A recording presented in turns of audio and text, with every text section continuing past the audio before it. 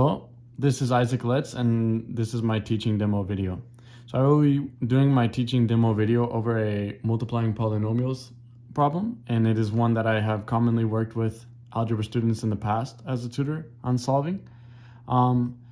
So here goes my demo. When I'm working with a student, I would typically have them kind of work along the problem as much as they can, showing me what they have learned in the class before I would jump into doing my own problem. But in the necessary case, I would do so and then give them other example problems with different numbers, having them show me that they have understood it. So when we look at multiplying polynomials, at first it can be a bit scary seeing the different x's and the different numbers. But what we have to remember when viewing a problem like this is that it's really just a simple multiplication problem. So the way that we perform this multiplication problem actually is an acronym referred to as FOIL.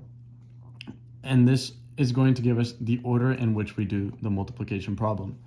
The F in FOIL stands for first, the O outside, the I inside, and the L last. These are pretty easy to identify in the problem. This is our first one of this polynomial, and this is our first one of this polynomial. So these will be multiplied. And that will be one of my products, right? So at the end of the problem, we're going to add the four products and combine the like terms. So my first product will be from multiplying the first terms. My second will be from the outside. So this is on the outside, and this is on the outside. So I multiply my x squared plus times my 2. Then comes my inside. I will multiply my inside here, and this is my other inside. So these will be my third product. And then finally, my last product is going to be the last times the last. So my 3 times my 2. And doing this multiplication, we will start with the first, x squared times x. When we do this, we would show this multiplication and give an individual 3 options for me. I would say, is it this, or is this the answer? And have them show me that they understand that multiplication of a variable with an exponent will be adding the exponents together. So if this doesn't have an exponent, that's kind of an unsaid 1, and that would show x3 as the common answer, as the correct answer.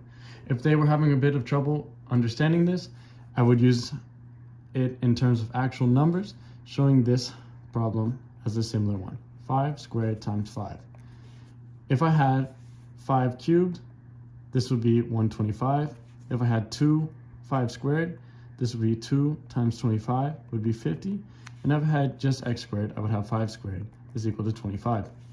When I perform this problem, I get 5 squared is 25 times another 5. This gives me 125. So from this, we can see that x cubed makes up that correct answer and how that would be more. So now we have our first product being x cubed. Then to find our second product, of course, we're going to go multiply the outside. So I have my x squared and my 2. That's going to give me 2x squared. Then we have our insides. So we have 3 times x, and I get 3x.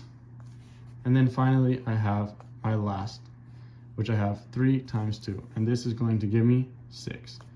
To find my final answer, I will add all of these products, combining like terms, separating those that are not. So I look, do I have any other x cubes? No, I don't. So that will be alone. Do I have any other x squareds? No, I do not.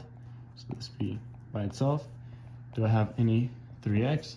Any single variables? X to the first power? No, I do not. And then I have only one numerical value. And this would be my final answer for the problem.